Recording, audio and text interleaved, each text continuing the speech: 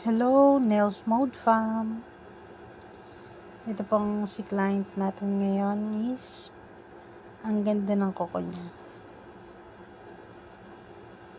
Medyo may nakikita lang ako ang nag-start na fungus, very mild fungus sa unahan. Kaya medyo yellowish yung unahan ng kuko ni client.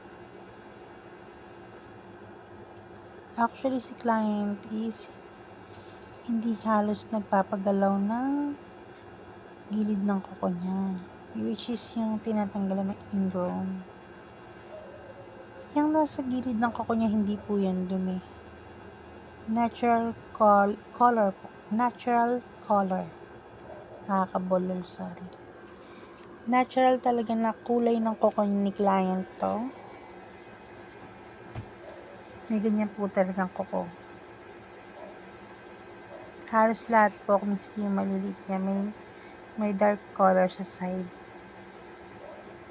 Ito ang tinatanggal natin sa kanya is mga dry skin. Kapag hindi naman madalas talaga nagpapatanggal ng ingrown or side ng kuko, chine-check ko pa rin yan. Tatanong ko pa rin yung client kung may masakit, kung may nabaon, pinipress ko ng very light. Kasi kapag may ingrown ka nakabaon, kahit light na press, masakit na kagad yan. And matigas yung gilid ng mga kuko. Okay? Ito, full niya lang. Actually, hindi naman totally full. Tama lang na dry skin. Siyempre, yung daily life natin, nadudumihan din yung paa natin kahit pa nakatago yan.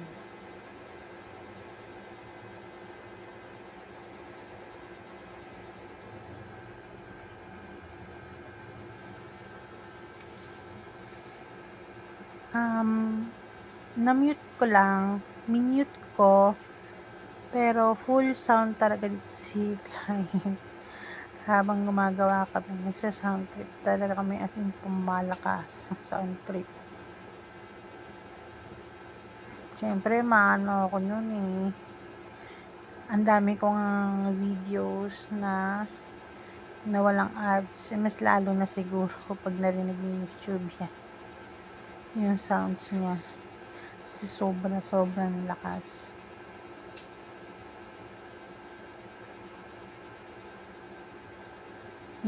Yung the rest, binabash nyo ako. Akala nyo naman talaga may kita yung mga video, no? Bihira. Kasi nakita nyo naman metals yung gamit namin mga nail tech. Pag ganitong nagtatanggal tayo, ingrown, maraming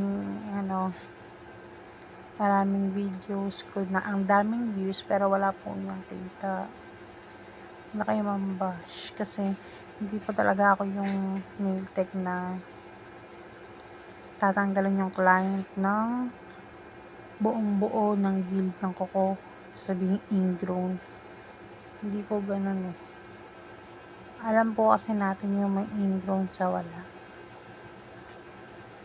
Hindi po for the views or what.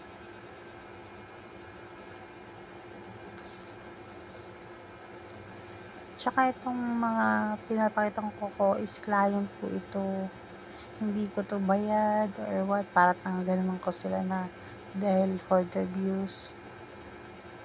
Very natural po.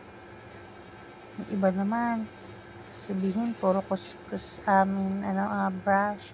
Syempre po pag may dirt or may tinanggal tayo, babrush natin yun. Nakakaya naman po sa client natin na makikita niya na yung tinanggal natin, nandiyan lahat sa ibabaw ng daliri ng kuko niya, paa. O ito, dry skin to, tinatanggal natin. Napakabilis niya lang linisan. Kasi more on client, matagal silang linisan, lalo na kung tatanggalan ng ingrown. Thank you for watching Nails Mode Fam. Sa mga nag-subscribe po, thank you po.